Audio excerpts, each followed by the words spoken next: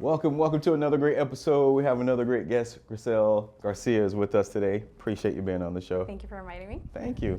So tell us a little bit about yourself. What got you into the industry? How long you been? Who do you serve? I am a brand new agent. I was licensed in April. The reason why I became a realtor or wanted to become a realtor a long time ago was mostly because money. Money. I think everybody does it because it's a good income if you're a successful real estate agent. Another thing was my kids. I wanted to be able to have a flexible schedule, work around my kids. I've always had an 8 to 5, which was a lot harder for me. Even though I love my job, I thought my schedule was just not working for me. So I wanted to give it a try, see if I think I've always been good at sales. So this was something that I wanted to try and see if it would work out for me. Awesome. So you talked about, having a little bit more flexibility with the schedule, working around. Did you also feel that you can own your schedule? I do. I feel like I can, especially now. I'm able to take my kids to school in the morning. I come home, do whatever I have to do there. Maybe come into the office once in a while when I need to. Appointments. I feel like I can still work at most as I have to because I have my nighttime.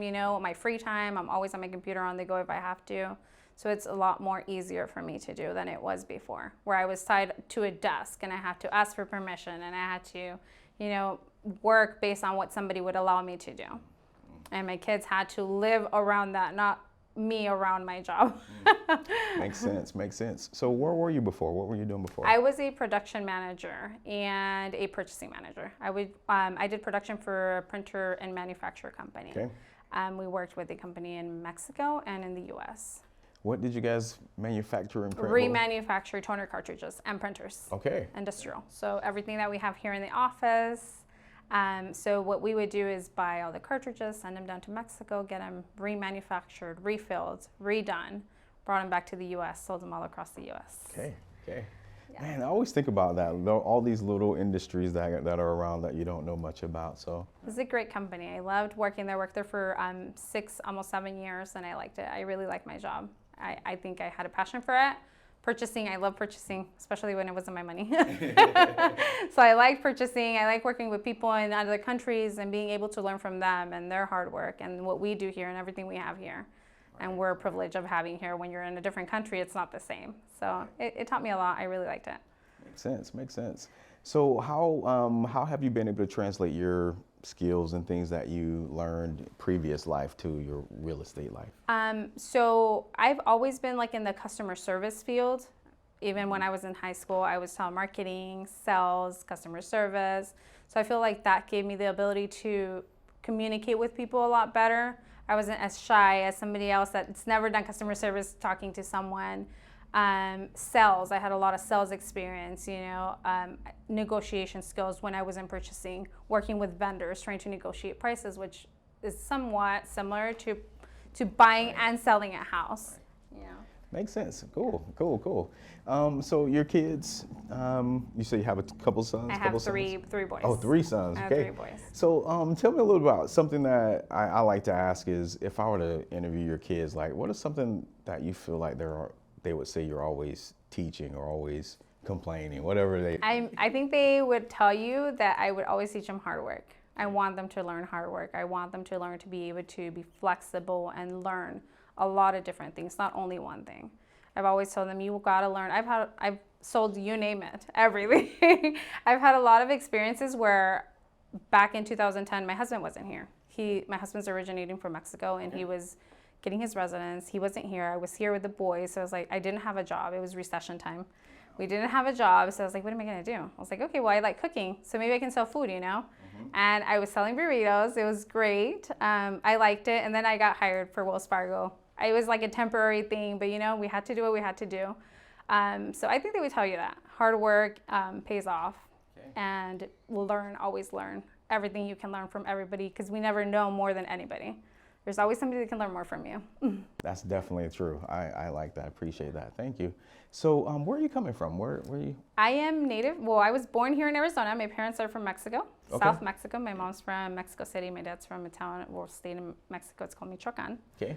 My husband's from Michoacan. Okay. So my whole family is Hispanic, Mexican. But I was born and raised here in Arizona. Okay.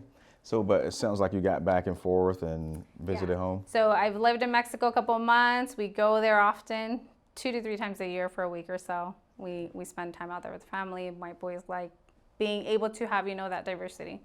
They're fluent in Spanish and English. They love visiting Mexico, their family out there, their family here. My parents are here, my sisters are here. Okay. So we're really close to family all the time. Nice. Thank you. Your family, when you decided to, I guess, leave your career and do this, what were their thoughts? Did you get much feedback from them? They were excited for me because they knew that was something I wanted to do. 3 years ago, I started the courses, and because I was a full-time employee, 6 a.m., dropping off the kids, taking care of the house, working, coming home like at 7, sometimes doing dinner. I never had time to study. So I never actually, I think I tried the test 2 or 3 times, I'll be honest with you. I didn't pass it, and I was like, you know what, forget it. Okay. At that time, I got a raise, and I was like, I'm just going to stay at my 8 to 5. I love what I do. Monday through Friday, I have Saturday and Sunday off. That's fine. So I stayed there. And then the company that I worked for in 2019 closed and was acquired by a different company. And I was like, you know what, after a year, COVID, we stayed home, and I was like, well, we're not doing anything now. I think now is a perfect time where I can take that time and study and really focus and try to do what I want to do. So I hit the books for 2 to 3 weeks. 5 a.m. I would wake up to make lunch for my husband, and then breakfast for the boys. I was there. As soon as I was done, I was studying, getting back to the computer. And so I passed it. I was like, there we go. That's awesome. Yeah. I was just thinking about that. A lot of people have taken this time, this downtime, to reimagine themselves. Is that something you thought you'd be doing during the time, or is there something else on your mind? At first, I was like, what am I going to do? I'm not working. I did want to take that time off because I've always worked. My son, my 8-year-old, would always ask me, well, he's 10 now. But when he was 8, he would always ask me, when are you going to stop working? Why are you always working? I don't want you to work. I want you to take me to school. Why are you always working? So in 2019, I was like, you know what? I'm not going to work. My husband, we're stable enough to where his income is enough for everybody to support the house, where we were fine. So I was like, I'm going to stay home for a year. I'm going to take care of the boys. I'm going to do nothing. I'm just going to stay home. And I did. So whole 2019, 2020, I was like, man, but then at the end of 2020, I was like, I have to do something because I'm just not going to be able to be home all the time. I have to get busy doing something. So I started doing things here and there, little things. My mom's a housekeeper, so I would go just kill my time with her. Once in a while, I would do things with my aunts or my sisters, but that was about it. And I was like, you know what, I have to do it. I think this is the time, we have the time now, and I mean, it's the perfect time, really. It was the perfect time to do it. So I think a lot of people have learned during the pandemic that there's a lot of skills that we have that we don't have time to show because you're so busy with your 8 to 5 and working somebody else's dream, not your dream. So. Yeah. I appreciate you sharing that because, we've been, my wife and I, when the pandemic first happened and the shutdown, that was kind of something we discussed as well. It was like, in the Great Depression, people got rich and some people jumped off buildings, right? Which way are we going to be in here? And so we wanted to be on that other side of let's reimagine ourselves the same. So. Learn all the things that you have to offer that you can do. Maybe a lot of people have learned that they don't have to work for somebody else. And as much money as you make somewhere else, maybe is not what you want to do. I think you should always go look for what makes you happy. And I think real estate for me makes me really happy. I like it. It makes me happy. I like dealing with people, especially nice customers. Right. I've been lucky enough to have, I think I told you my story with my first client. Yes. Well, my second client, but super nice people. I've gotten along with them really well. I like them. I really like them. Awesome. On the personal and the business side. It's important, right? Yeah. Just being able to work with people who you like. Yeah. Who you like. That makes sense. So what do you think's been your biggest challenge in the transition? My biggest challenge was passing the test. That was my biggest challenge because at one point I felt like my smarty pants were not there. I think that was my biggest challenge. There's been a lot of things that I had to learn throughout, especially like being a new agent, not knowing transactions. What do you have to do here? What do you do here? My transactions have been pretty easy. They've all been in vacant land. Mm-hmm. So there's not a lot to it. I made a couple of offers in homes. I have not gotten any accepted, not in a residential, but vacants I have. So it's been really easy. I've had Marta to support me. So any questions, she's been very, very supportive. I can ask her anything I have questions about at any time. I've had a lot of people in the office that I can ask questions to. So I think I'm very lucky and fortunate to have really smooth transactions. There has not been any rough, really tough challenges yet.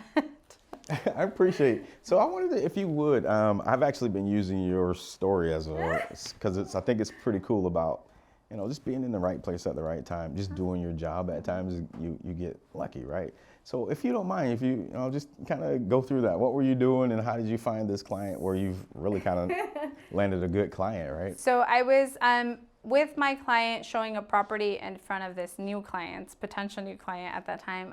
I was showing a property there. And we were about to leave, and he comes out, and he's like, hey, he started, I was like, me? And it's out in Tonopah. It's in the middle of the nowhere, vacant lands. And he comes out, and I said, me? He's like, yeah, you. So come here. So my client at that time was my uncle. Okay. So I said, don't leave. I was like, don't leave me. I said, just wait till I'm done. And we were going to go to dinner afterwards anyways. And so I went and talked to him. He said, so are you the agent for that lot? I said, I'm not the agent for that lot. I'm the agent for the buyers. We're closing on this. We're buying, It's like, so what do you think? You think you can help me sell here? I was like, yeah. To me, it was like, yeah, I can help you. It was my second transaction, first of all, the one that was closing. And this would have been my third. And I was really excited. I said, yeah. And he had a lot of land, 40 acres. He wanted to get rid of because he bought them a while back. He didn't know what to do with them. I said, yeah, I think it can. So I came to Martha and I asked her, I said, hey, I think I have a client that wants me to help him. He's going to be splitting up his land. And she said, oh, well, that's great. I didn't think I was going to get the listing, but I put the presentation together. Martha helped me. I went to visit him by myself, him and his wife. And Martha was busy at that time, and I was like, okay, I'm going to go by myself. I don't know what kind of questions they're going to ask me, but I think I'm prepared, enough to where I can answer most of their questions. Super nice couple. We talked about it. I gave them my listing packet at the presentation, and they took it. Maybe 10 minutes later, they called me and they said, hey, we want to do it. Let's do it. So I listed for them. We split it total. I was listing. I was lucky enough to be listing and buyer's agent. So sellers and buyer's agent for all the transactions, for all 4 transactions. Very smooth transactions. They're all going to be, one's cash, the other is seller financing. Right. We're closing. As a matter of fact, we're closing all 4 tomorrow in less than a month. Crazy. And yesterday, let me tell you another funny story. So yesterday we were there with the client, one of the buyers and APS, and there's a guy walking around the area. So I thought he was the agent for the other lot that's across the street. And after I was done with my client, I said, I'm going to go talk to him. Maybe he's the agent for this one. My client's buying a couple properties out there.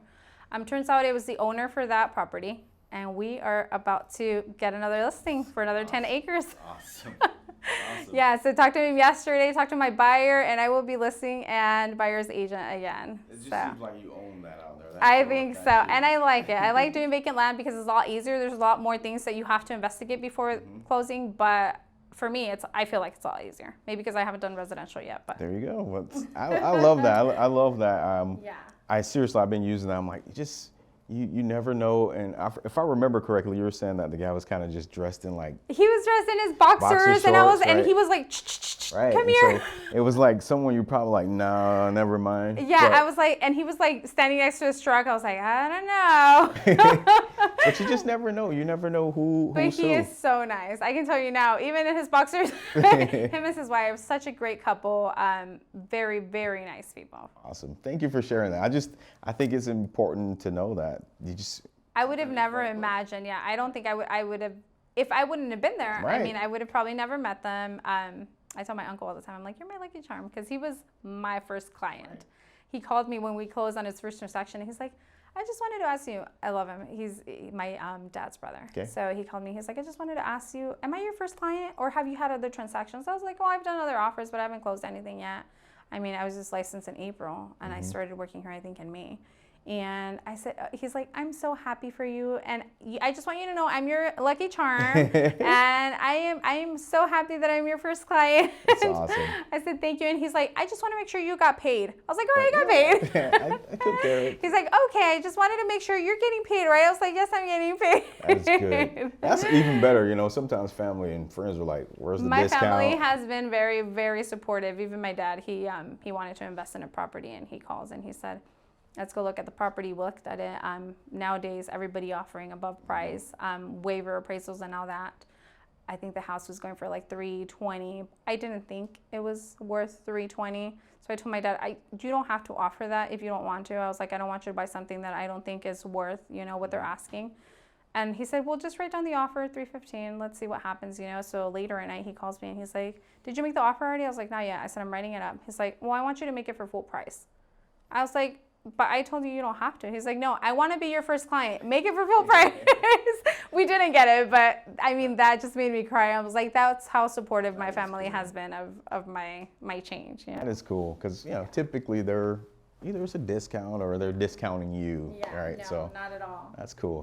Good. Thanks for sharing. I appreciate it. So tell me a little about your family. Like growing up, who was your role model? Like who did you look up to? My parents. My parents have been. I think hard work in my house has been the first thing. Up till now, my dad has always worked, always. And I tell him, I'm like, why do you always work so much?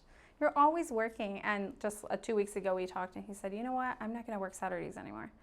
I was like, oh, finally, you're not gonna, after 60 years? Yeah, he's always, I remember when I was little, my mom always worked. She would manage us all the time, me and my sister. And my dad was a landscaper. He's worked for that company for 30 years. So he would leave in the morning, 5 a.m., come back 4 o'clock, get his truck, leave to his side business, landscaping, come home at 7. And that was like a Monday through Saturday thing. Very, very hardworking man. And up until now, he drinks, but he never misses a day of work. Even if he drinks and he's hungover, whatever. Go get it. Yeah, he is very hardworking. So I think they have been my role models. My dad knows how to do everything, pretty much everything. Anything I ask him to do, if he doesn't know, he'll learn. There's nothing that I can tell you he doesn't know how to do. Same thing with my mom, very hardworking. I mean, housekeeping is a hard job. Yeah. I think it's a very hard job. It's not very well paid, but she likes doing it, so. Unfortunately for her, she didn't have that education that we have here. She didn't have the same opportunities, so she's always told us that she wants us to do better for ourselves, for our families, But them two have been my role models. And now my husband, same thing. He's like a picture of my dad. Just kind of weird, but it's kind of weird, but he's the same thing. Wakes up he's a plumber. He came back to the U.S. in 2010, started working for companies. And I think in 2017, I said, why don't you start your own business, You're a great plumber, super dedicated, super clean, great professional, For him, it's been a challenge because his English is not really good. Okay. So he doesn't have a plumbing license. I mean, we have an LLC, but he's not able to pass that exam, even though he's very smart, he can't because of it's that English for him. But he's been lucky where he's found a lot of contractors. He decided to go on his own, started his own company. I mean, 6 a.m., sometimes 10 a.m. at night, 9 o'clock. He's almost never home, but I see those checks, so I know he's working. You're doing something. So I know he's working, very hardworking, same as my dad. Sometimes I'm like, why do you work so much? You're always working all the time. So I was like, whatever. I'm with the kids, so I was like, You want to work? Go ahead. And that's why I like more being a realtor, because I feel like when he's not there, I'm there, Makes sense. I've had, again, the clients that I've had have been where I can manage on my, around my schedule, not really where they're like, oh, we have to meet at this time. So it's worked. It's really worked. Awesome. Thank you. Thank you for sharing that. Do you get to read much? I don't like reading. Okay, no worries. I like to read, not a lot. I don't know why. I know it's bad, but. What's that book that you like to read? What's that one you're thinking about? None. Yeah, none. Okay. Believe me. Okay, no worries. How about a movie? You have a favorite movie? No, I don't like movies. Oh, well, actually, we do have a favorite movie. It's like a family thing. Fast and Furious is our movies. So the whole franchise? All right. I mean, my kids were like newborns when it started. My oldest one is 17, and he is 100% into cars. And I tell my husband, I think we watch those movies a little too much. Every time there was like a new movie in the theaters, we would go watch it. From the first one to the last one. Wow. That's dedication. A lot of people tell me, like, where have you been? Because I am very bad at, like, actors, movies, books. I'm like, well, I don't know. I don't like watching the news. I just like to do my thing. I just like to work and be with my kids. I don't have a lot of time for that. And growing up in a Hispanic family, if you ask me about Mexican things or Hispanic things, Latino things, I can tell you everything. not so much American things. Even though I am Mexican American and I was born and raised here, I think because in my family we never listened to English music when I was little. We never listened to English music. My parents no always hip hop or anything. I like it. I don't know the words. I can sing you every Mexican song you want me to sing. I do not know any English words, any English music completely. Wow, that's. I think that's impressive. That's pretty cool. Though, I don't know. My kids are like, how come you don't know those songs? Like all the people your age do. I'm like, well, my parents never played it. And we were very like, I was very shy when I was little. Very, very shy. I didn't have a lot of friends. My parents didn't let me go out a lot because they were super strict. So I think that also made me like not be out there a lot. Makes Maybe, sense. I don't know. But yeah, I don't know a lot. I will be very honest. Oh no, that's what, I was just thinking that through because we hold all these things up to be civilization, right? Like, oh, you don't know who this person is or that book or that movie. But that's just a Western thing. It's just us here. You go anywhere else, I don't think anybody's gonna know who Robert Duvall is or any of it. I've tried like reading, but it has to be something really, really interesting for me to read. I get it. My dad would always make us watch, like, I always tell him, like, that's why we only know animals. We didn't have cable. I mean, Okay. he wasn't very wealthy. So we always watched Channel 8. It was like me, my sister, my dad, and my mom. He would always put Channel 8 was like Animal Kingdom. PBS stuff. PBS, and it was the National Geographic. So that is what we watched when we were little. My sister would watch, like, we never had cable, so we didn't have a lot of things to watch. My dad was never a lot into like television. He would always tell us, what are you guys watching? Why are you guys watching that? All right. But yeah, we asked me about animals. Oh, I totally get it. I think there's something to that, to each its own, and I don't think it's right or wrong or whatever. Along with that, I think people do get along just great without all the things that we think are necessary. We have to do, yeah. Right, makes sense. But I do want to. I want to start reading because I think there's a lot of knowledge comes with it when you start reading and knowing a lot of things that you probably wouldn't learn if you don't. Vocabulary, first of all. Yeah. I definitely think that's where mine came from, just sitting down and picking up some things. Yeah, for sure. What's your favorite book? That is a great question. I ask this all the time, and then someone asks me, I'm like, wow, what would I tell someone I read all the time? I really do like just Think and Grow Rich, that kind of along those lines, things that basically that how you think is who you are. As a man thinketh, those kind of, I love scriptures, so that's more what I like personal development, if that counts. I like to read those kind of things. If it's about that, I like to read it. Anything else, I don't know. Get that. I think scriptures would probably be the top of my, I like scripture. I love the language of it and just the teachings and things. So yeah, I appreciate that. Thank you. So is there anything on your bucket list that you're like, all right, this is number one thing I got to get done before I die? What would that be? Travel.